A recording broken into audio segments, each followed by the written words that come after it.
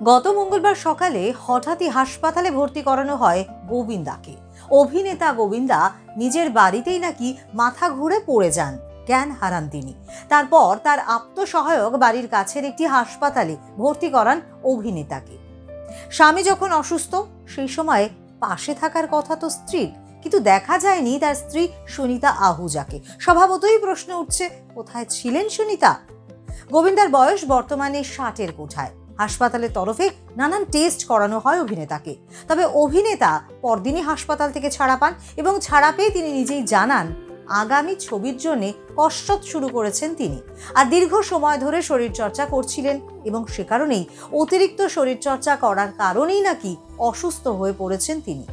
তবে সবচেয়ে অবাক হবেন শুনে, এত কিছুর পর নাকি নায়কের এমন অসুস্থতার খবর জানতেনই না স্ত্রী সুনিতা। পরে তার স্ত্রী সুনিতা জানেন, বিষয়টি জানেন। কিভাবে জানেন? হাসপাতাল থেকে বেরিয়ে যখন গোবিন্দার সাক্ষাৎকার দিচ্ছিলেন তখন টিভি দেখে ওর অসুস্থতার কথা জানতে পারেন। আশ্চর্য, তাই না? তবে সুনিতা বলেন গোবিন্দা এখন একেবারেই ফিট আছেন।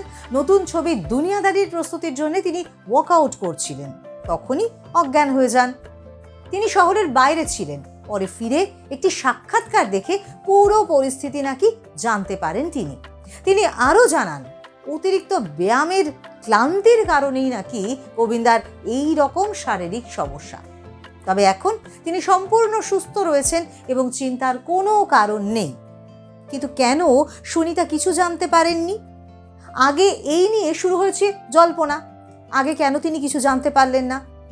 যদিও বেশ কয়েকদিন ধরেই গুঞ্জনে গোবিন্দা সুনিতার সম্পর্ক, এমনকি তারা এক বাড়িতে থাকেন না সেটাও অনেকেই জানেন এবং সেটাও প্রায় অনেক দিন।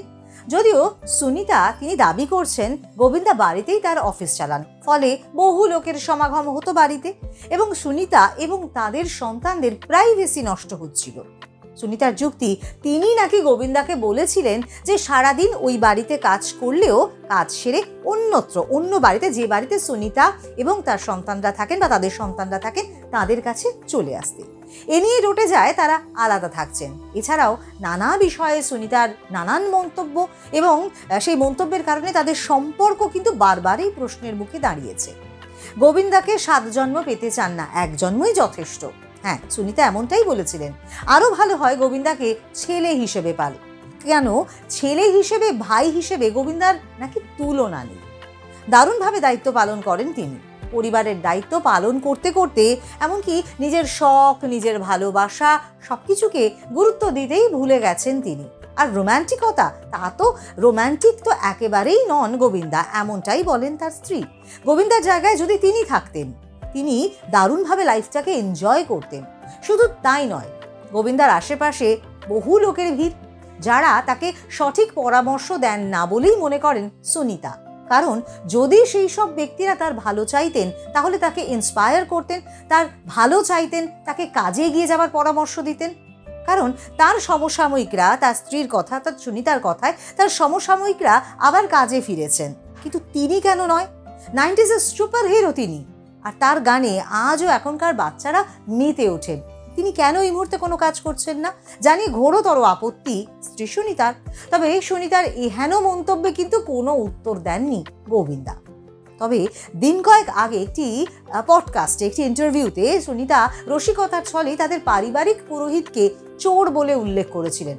সে কথা ঘিরেই বিতর্ক বাড়তে থাকে এবং গোবিন্দা জোর হাতে পুরোহিতের কাছে ক্ষমা চান। যদিও সুনিতা স্বামীর এই প্রকাশ্য ক্ষমা চাবার ঘটনায় অস্বস্তি বোধ করেছেন। তার কথায়, আমি তো কারোর নাম নিইনি, যদি কারো মনে আঘাত লেগে থাকে তাহলে আমি ক্ষমা চাইছি, কিন্তু গোবিন্দার 3 জন পুরোহিত, তিনি আলাদা করে কারোর নাম নিয়ে ক্ষমা চাইবেন, তা তো ঠিক নয়।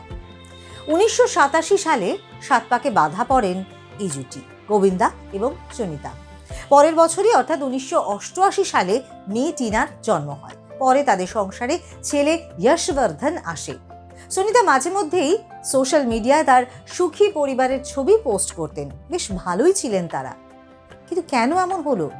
গোবিন্দার পায়ে যখন গুলি লাগে, শিল্পা শেট্টি মজা করে বলেছিলেন সুনিতা ভাবি গুলিটা মারেনি তো। তবে এর জবাব দেন কিন্তু সুনিতা, তিনিও ছেড়ে দেননি। তিনিও মজা করে বলেন এক সাক্ষাৎকারে যে গুলিটা যদি তিনি মারতেন তাহলে বুকে মারতেন, পায়ে নয়।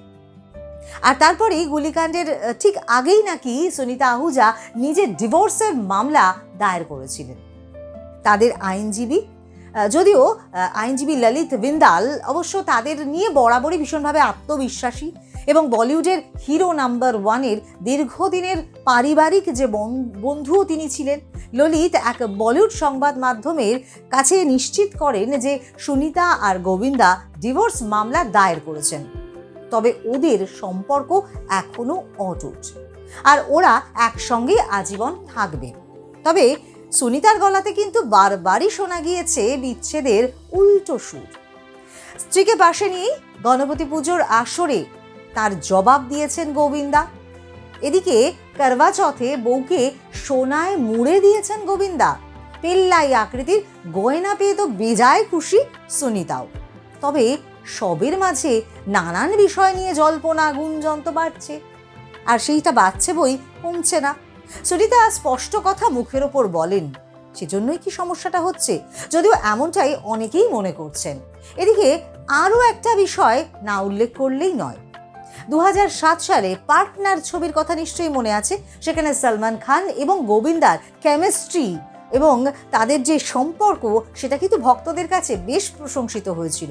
কিন্তু মজার বিষয় হলো, বিগ বস 19-এ অতিথি হিসেবে উপস্থিত হওয়ার পর দর্শকরা এখন সলমান এবং গোবিন্দার স্ত্রী সুনিতা আহুজার উষ্ণ এবং কৌতুকপূর্ণ যে সম্পর্ক তার প্রশংসা করছেন বেশ। তবে এই বন্ধুত্বপূর্ণ রসায়ন কি সুপারস্টার এবং সুনিতার মধ্যে ভবিষ্যতে বলিউড সহযোগিতার ইঙ্গিত দিতে পারে?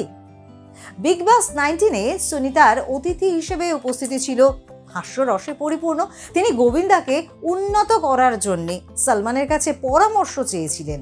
তাকে মজার ভঙ্গিতে উত্তেজিত করে বলেছিলেন, তুমি আমার চেয়ে বেশি ভালো করে জানো গোবিন্দাকে। আমি তোমাকে জিজ্ঞাসা করতে এসেছি কিভাবে তোমার সঙ্গীকে উন্নত করতে হয়।